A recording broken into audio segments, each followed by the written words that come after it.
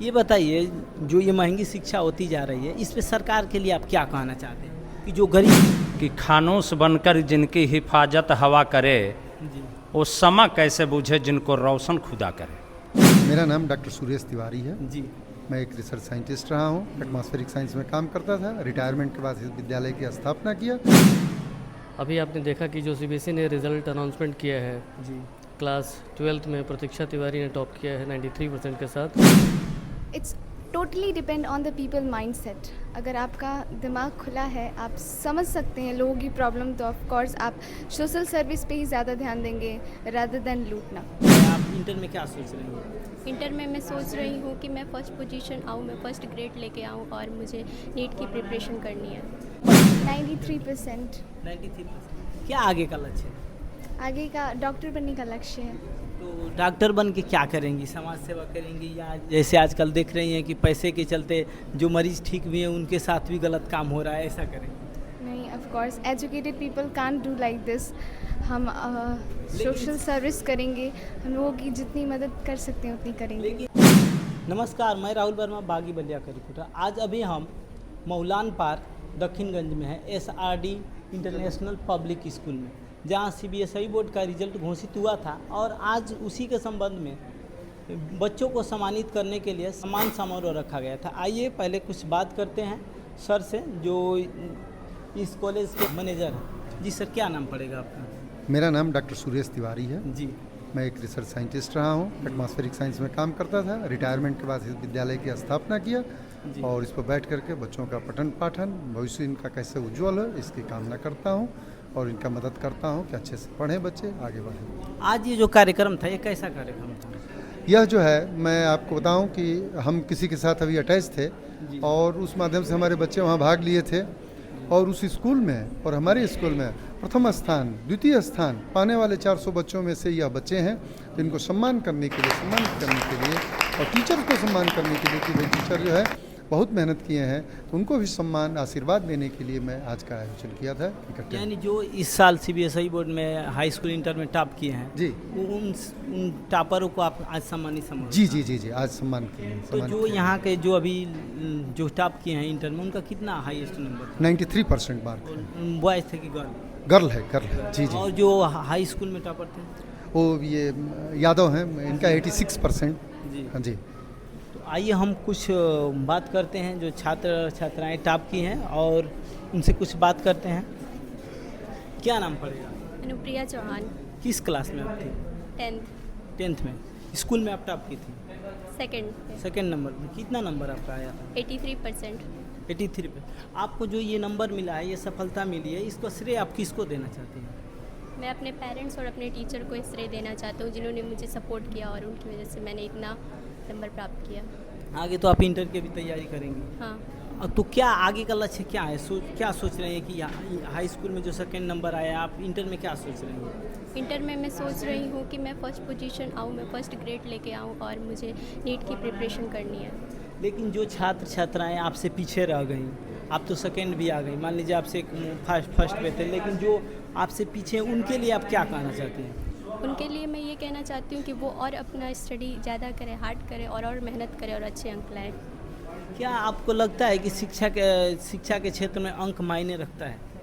नहीं, अंक तो मायने नहीं रखता है, नॉलेज ज़्यादा मैटर करता है। लेकिन आइए अब बात करते हैं जो इंटर में फर्स्ट नंबर पे आई हैं। क्या नाम पड़ेगा? प्रतीक्षा तिवारी।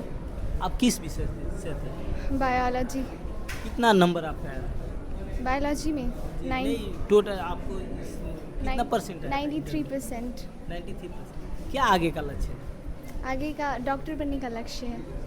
डॉक्टर बन के क्या करेंगी? समाज सेवा करेंगी, या जैसे आजकल देख रही हैं कि पैसे के चलते जो मरीज ठीक भी हैं उनके साथ भी गलत काम हो रहा है, ऐसा करें? नहीं, of course educated people can't do like this. हम सोशल सर्विस करेंगे, हम लोगों की जितनी मदद कर सकते हैं उतनी करेंगे। लेकिन जैसे आप देख सकते हैं शिक्षा इतना महंगा होता जा रहा है, आपको क्या लगता है कि जो लोग MBBS के आप तैयार, अगर सरकारी से अगर पेपर नहीं निकलेगा, प्राइवेट से अगर नीट की तैयारी करेंगे या फार्म निकालेंगी, डॉक्टरी की तैयारी की, तो बहुत पैसा लगेगा, तो उससे सोशल सर्विस को कर पाएगा?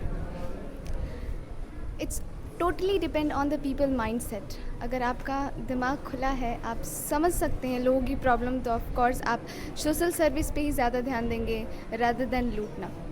ये बताइए, जो ये महंगी शिक्षा होती जा रही है, इस पे सरकार के लिए आप क्या कहना चाहते हैं कि जो गरीब बच्चे हैं वो भी पढ़ सकें? ऑफ कोर्स उन्हें कुछ ना कुछ प्रोग्राम चलाना चाहिए जिसकी वजह से बच्चों को मदद मिल सके स्टडी में, कुछ स्कॉलरशिप टाइप का।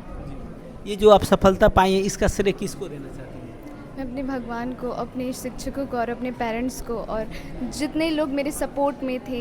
मेरे surroundings matter a lot in your success if you are a human being. जी, अभी हमारे इनसे बात हो रही थी। अब हम बात करते हैं जो हाई स्कूल में टॉप पे आए हैं। आइए कुछ जानकारी लेते हैं और नाम क्या नाम है आपका? हिमांशु यादव। कितना नंबर आया था, कितना परसेंट? 86%। रिजल्ट कब घोषित हुआ? रिजल्ट 13 मई को घोषित हुआ।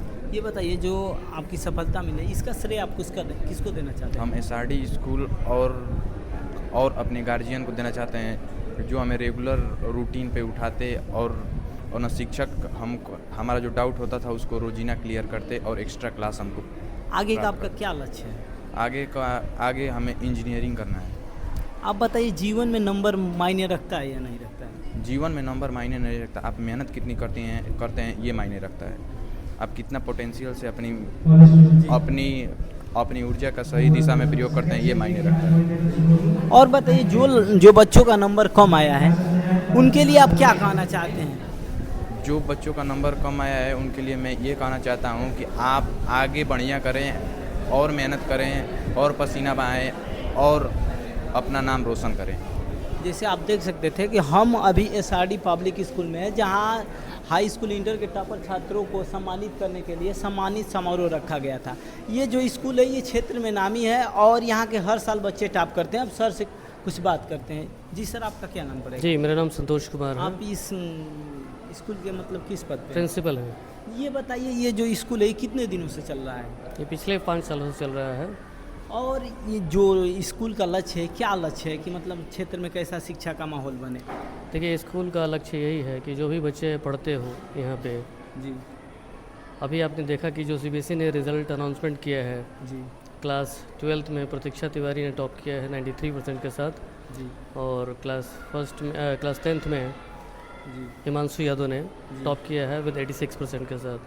तो मैं यही कहूँगा कि जो भी बच्चे यहाँ पढ़ने आते हैं, चाहे कहीं भी पढ़ रहे हो, जी, अगर आपको अपना टारगेट जो भी अचीव करना है वो पहले ही टारगेट सेट कर लीजिए कि मुझे क्या करना है, और जो एफर्ट्स डिटर्मिनेशन लगाने चाहिए वो शुरुआती से। ये नहीं कि आप 2 महीना हैं तो आप 2 महीने में टॉप नहीं कर सकते हैं। जी। जब से आप क्लास में एडमिशन ले लिए हैं, पहले दिन से ही आपको 100% एफर्ट्स के साथ डिटर्मिनेशन के साथ मेहनत करना होगा, तभी जा कर के जो आपने लक्ष्य या जो भी टारगेट सेट किया है उसको अचीव कर सकते हैं। ये बताइए, इस जो स्कूल है, इसका फीस कैसे है? देखिए, फ़ीस स्ट्रक्चर हर क्लासेस के अलग अलग हैं। 700 रुपये से लेकर के आपके 2000 रुपये तक की फ़ीस है। अलग अलग क्लास के अलग अलग फ़ीस हैं, ठीक है ना। और मान लीजिए जो गरीब परिवार से बच्चे हैं, वो सोच रहे हैं कि हम भी SRD पब्लिक स्कूल में पढ़े, तो उनके लिए कुछ छूट वूट है? बिल्कुल, जो भी ऐसे गरीब बच्चे आते हैं, ऐसा नहीं है कि जो स्ट्रक्चर फ़ीस का है वही सबके ऊपर लागू होता है। जो भी गरीब बच्चे आते हैं उसके हिसाब से जो उनकी फाइनेंशियल स्थिति होती है उसके अनुसार हम लोग यहाँ पे उनका एडमिशन लेते हैं। आइए, एक और सर हैं, बात करते हैं। क्या नाम पड़ेगा सर? जी सर, मेरा नाम विनोद कुमार राय है। जी, जी। इस स्कूल में किस स्कूल पद के पे? मैं वाइस प्रिंसिपल पोस्ट पे हूँ सर जी। जी, ये बताइए, जो आज छात्र नंबर टॉप किए हैं कॉलेज में, आप उनके लिए क्या कहना चाहते हैं? जी सर, ये बच्चों का जो है लगन, परिश्रम और कठिन मेहनत की देन है कि आज जो बच्चों ने अकल्पनीय काम किया है, हम सभी को उम्मीद नहीं था, क्योंकि अभी नए सिरे से हम लोग इसको शुरुआत किए। पहले हम लोग जूनियर हाई स्कूल तक चलाते थे, 8 तक, लेकिन हम लोगों ने देख करके हाई स्कूल इंटर भी शुरुआत किया। लेकिन एक जैसे किसी ने कहा है कि खानोश बनकर जिनकी हिफाजत हवा करे, वो समा कैसे बूझे जिनको रोशन खुदा करे। इस हालातों में हमारे बच्चों ने कर दिखाया जो हम लोगों ने कल्पना नहीं किया है। तो ये जो स्कूल चला है, हाई स्कूल इंटर का कब से चल रहा है? ये विगत 2 सालों से ये दूसरे साल का ये रिजल्ट आया और जी, top पे आया। हाँ जी सर। हर साल की, अगले साल की बात है, इस हाँ साल भी हाँ सम्मान हाँ समारोह हाँ, है। पिछले साल भी हमारे 5 बच्चे टॉप किए थे जो वहाँ मेन गेट पर पोस्टर है, यहाँ भी है, ये हमारे बच्चे। जी हाँ। अब हम मैनेजर सर से कुछ और बात करना चाहते हैं। सर ये बताइए, जो बच्चे मान लीजिए क्षेत्र के जो लोग देख रहे हैं जी। लेकिन वो जो सरकारी स्कूल में पढ़ा रहे हैं, लेकिन हम चाह रहे हैं कि हमारा भी बच्चा शिक्षित हो और इस क्षेत्र में आगे बढ़े, शिक्षा के क्षेत्र में, लेकिन उनके पास पैसा नहीं है, तो आप उनके लिए कुछ मदद है? नहीं, यदि जो भी आता है पहले हम बच्चे को देखते हैं, यदि बच्चा पढ़ने में जी कुशल है कि वह पढ़ सकता है, सक्षम है, जी तो मैं उसको अधिक से अधिक मैंने रियायत दे करके मैं उसको जो है।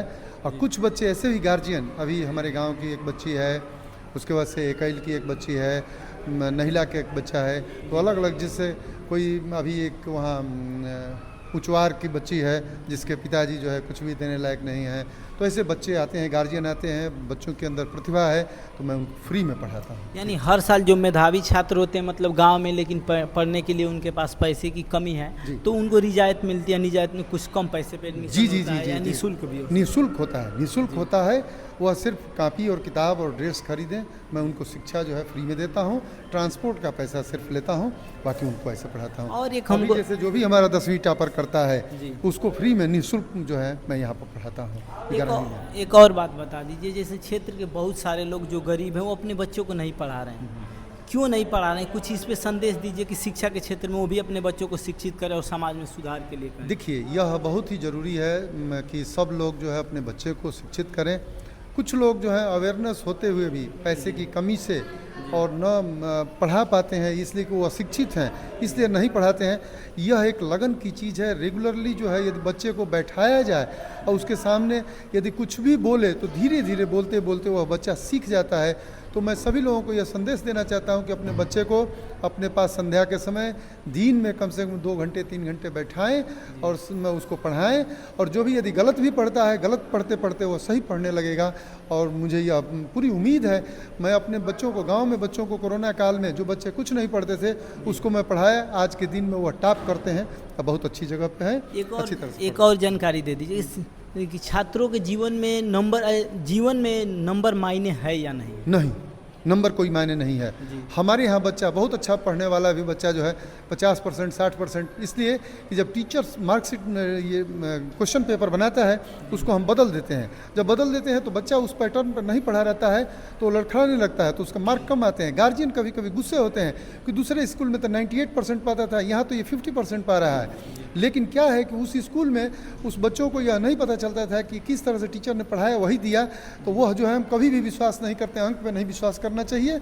और बच्चे की प्रतिभा जिस फील्ड में, यदि खेलने वाला है तो उसको खेलने में बढ़ाया जाए, नाचने गाने में उसको बढ़ाया जाए, यदि पढ़ने में है उसको उस वे में बढ़ाया जाए, तो जिसमें उसकी प्रतिभा है उसको आगे बढ़ाया जाए इस स्कूल के माध्यम से। जिन छात्रों का नंबर कम आया उनके लिए क्या संदेश देना? नहीं, नंबर कम आने से कुछ नहीं हो। मैं तो यही कहा कि बार बार यदि वह रिपीट करता है, परिश्रम करता है, तो उसमें सुधार आ जाता है।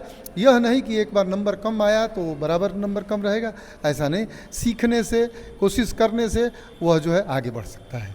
जैसे आप देख सकते थे, हम SRD पब्लिक स्कूल में थे, आज सम्मान समारोह था।